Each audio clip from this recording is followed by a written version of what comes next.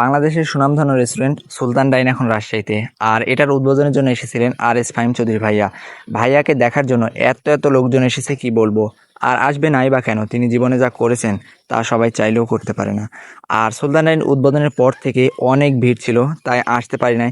আজ হঠাৎ করে ব্লগার সাব্বির ট্রিট দিতে চাইলো, তাই সুলতান ডাইনে চলে আসলাম।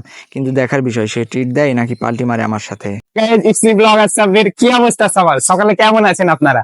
আসসালামু আলাইকুম, আমি ইস্তেউত রহমান। আর আমরা আজকে আসছি সুলতান ডাইনে, কারণ আমার ছোট ভাই আজকে আমাকে ট্রিট দিবে, এই জন্য সুলতান ডাইনে চলে আসলাম আমরা দুজনে। আর তুমি ট্রিট দিবা না আমি?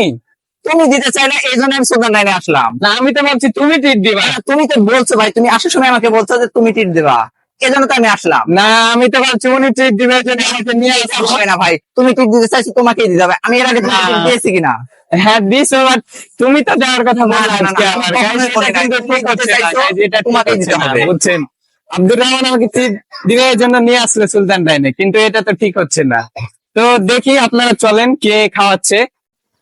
তো আর কথা না বাড়িয়ে ব্লগার সাব্বিরকে নিয়ে ভিতরে ঢুকে পড়ি, কারণ বাংলাদেশের সেরা কাচ্চি বলে কথা। আর ভিতরে ঢুকে তো আমি পুরো অবাক যে ভিতরে এত পরিমাণ ভিড় ছিল কি বলবো। সুলতান ডাইন এসেছে রাজশাহীতে প্রায় 1 মাস হয়ে গেল, কিন্তু এখনও কোনো অংশে ভিড় কমে নাই। প্রতিদিন এত এত মানুষ এখানে খাবার জন্য আসে কি বলবো। আর আমাদেরকে প্রায় 1 ঘন্টা দাঁড়িয়ে তারপর আমাদেরকে সিট নিতে হয়েছে। জায়গা পাবো গো, বলো তো। অবশ্যই পাবো, কেন না? যেরকম ইয়া হচ্ছে জায়গায় তো পাবো না, জায়গায় বসতে দিচ্ছে না আমাদের।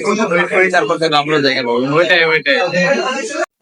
আব্দুর রহমানকে কাজ দিয়েছি যে আব্দুর রহমান তুমি সিট বুকিং করো।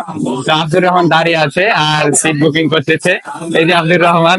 গাইজ, অবশেষে জায়গা পেলাম, প্রায় 1 ঘন্টা দাঁড়িয়ে থাকার পর অবশেষে জায়গা পেয়েছি আমরা। আর ভিড় তো হবারই কথা, বাংলাদেশের সেরা কাচ্চি বলে কথা। একটু বসতেই আমাদের মেনু কার্ড দিয়ে দেয়, আর আমরা আমাদের পছন্দ মতো কাচ্চি আর বাদাম শেক অর্ডার করি। অর্ডারে কিছুক্ষণ বসতেই আমাদের কাচ্চি চলে আসে। আসতেই দেরি না করে দুজনেই প্লেটে তুলে নিই, দেখে লোভ সামলাতে পারছি না। আর অন্যের টাকায় খাওয়া, দেরি করার তো কোনো প্রশ্নই আসে না। আর কাচ্চির স্বাদের কথা আলাদা করে বলার প্রয়োজন নেই, কারণ স্বাদে মানে ও গুণে পারফেক্ট বলেই তারা কিন্তু আজ দেশ সেরা। আর অনেক বেশি ভিড় থাকায় টেবিল ভাগাভাগি করে বসতে হয়েছিল। আর আমাদের পাশের চেয়ারে একটা বাবু আছে, তো তার থেকে একটু রিভিউ নেওয়া যাক। কেমন লাগলো এই খাবারগুলো? যাই হোক, বাবু বলছে না, একটু বলো। বাবু লজ্জা পাইছে। বাবু না বললো আমরা বলছি খাবারটা অনেক ভালোই ছিল।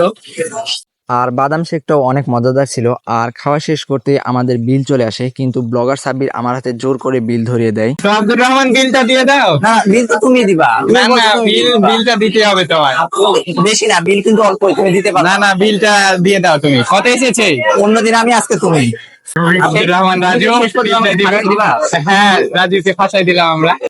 এখন সময় আছে তোমার কাছে, সুবর্ণ সুযোগ বিল দেওয়া। না না, বিলটা দিয়ে দাও, বুঝছো? শেষ পর্যন্ত বিলটা কিন্তু আমাকে দেওয়া হ্যাঁ, হয়েছে। আব্দুর রহমানই বিলটা দিবে। আমাকে কি একটা অবস্থার মধ্যে ফালাইছে, বুঝছেন আপনারা? আব্দুর রহমান বিলটা দাও। দেখেন গাইজ, আব্দুর রহমান বিলটা দিচ্ছে। আব্দুর রহমান, বিল দিতে গিয়ে তোমার অনুভূতি কি? আমি পুরো শেষ, মানিব্যাগের অবস্থা পুরো ফাঁকা। পুরা ফাঁকা, মানে ফাঁকা, কিচ্ছু নাই। আব্দুর রহমানকে আমি কিন্তু নিয়েছিলাম যে আমি খাবো বলে, ওই ভাবতে পারিনি। আমার টাকায় খায় নিল। উল্টা আমার টাকায় খেয়ে নিলাম, বুঝছেন গাইজ? আর বাইরে এসে সাব্বির বলছিল এর পরের বার নাকি সে ট্রিট দিবে। আর আমি ভাবতেও পারি নাই সাব্বির আমার সাথে এই গেমটা খেলবে। আর দেখি সে কবে আমাকে ট্রিট দেয়। ইস্তেউত রহমান এবং ব্লগার সাব্বির দুজনে আমরা কোলাবোরেশন ভিডিও করতে যাচ্ছি খুব শীঘ্রই। এভাবে ভিডিও করব, তো সবাই আমাদেরকে সাপোর্ট করবেন, পাশে থাকবেন। আর এই ছোট্ট ভাই দুজনকে সাপোর্ট করে এগিয়ে নিয়ে যাবেন। তো এই তো ছিল আজকের ভিডিও। সবাই ভালো থাকবেন, সুস্থ থাকবেন, আল্লাহ হাফেজ।